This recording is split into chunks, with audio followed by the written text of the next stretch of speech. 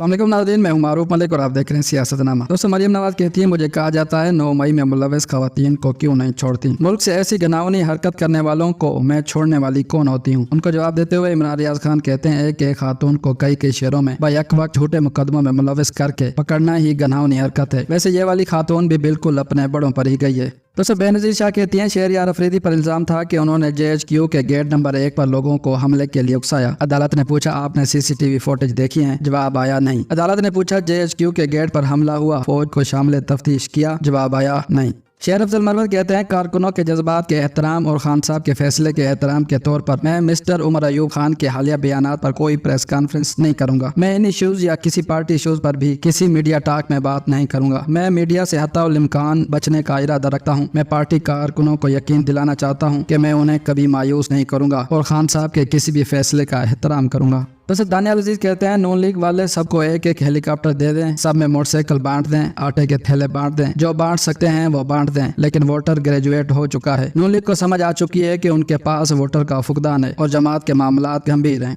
हबीब अकरम कहते हैं, social media मौजूदा दौर की एक मुसल्लमा हकीकत है, जहां आम शहरी अपनी रियासत को कटहरे में खड़े करते हैं। इस सोशल मीडिया को आप फायरवॉल लगाकर रोकने की कोशिश करेंगे तो ऐसा होगा नहीं।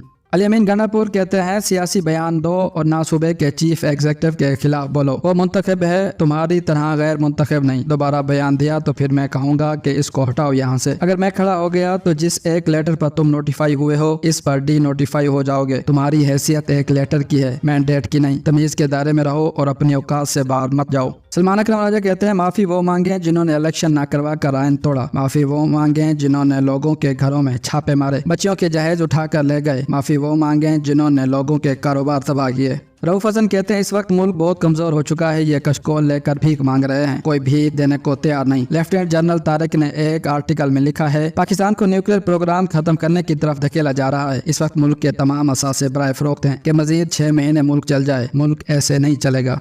दोस्तों, रऊफ हसन कहते हैं, हमसे माफी मांगने का मुतालबा करने वालों ने मुल्क 2 लाख होने पर क्यों आज तक माफी नहीं मांगी? क्या आज तक मुशर्रफ जिया के मार्शल लॉ पर माफी मांगी गई? आर्मी पब्लिक स्कूल में 150 बच्चे शहीद हुए, क्या उस पर माफी मांगी गई? 2018 के इंतखाबात में भी एस्टेब्लिशमेंट ने हमारी 34 सीटें चुराई ताकि कमजोर हुकूमत बने। दोस्तों, इरशाद भट्टी कहते हैं, इमरान खान ने साबिक सदर आरिफ अलवी को कहा कि मैं बातचीत करना चाहता हूँ, मफाहमत करना चाहता हूँ, लेकिन डील नहीं करना चाहता, ना अपने केसेस पर, ना जेल से बाहर निकलने पर। दोस्तों, रऊफ हसन कहते हैं, पाकिस्तान इस वक्त हालत जंग में है। ये जंग बैरूनी कुव्वतों ने नहीं बल्कि अंदरूनी लोगों ने इस जंग को मुसल्लत किया है ताकि एक ही शख्स के ताबे इस मुल्क को किया जा सके। मोहम्मद मालिक कहते हैं, इमरान खान को पता है कि जिस दिन उसने जेल से बाहर कदम रखा पूरा पाकिस्तान उमड़ आएगा। इमरान खान ही पाकिस्तान तहरीक इंसाफ है, कोई किसी भूल में ना रहे। आने वाले दिनों में इमरान खान की मकबूलियत मजीद बुलंदियों पर जाएगी। फवाद चौधरी कहते हैं, आजाद कश्मीर के मामलात पर फौरी तवज्जो की जरूरत है। हर मामले का हल लाठी गोली में तलाश करना हमाकत है। सियासी जमातों को फौरी तौर पर बातचीत करके जज्बात ठंडे करने चाहिए। आग बुझाने की जरूरत है। मुजाहिरीन पर तशद्दुद और गोली मामलात मजीद अबतर करेगी।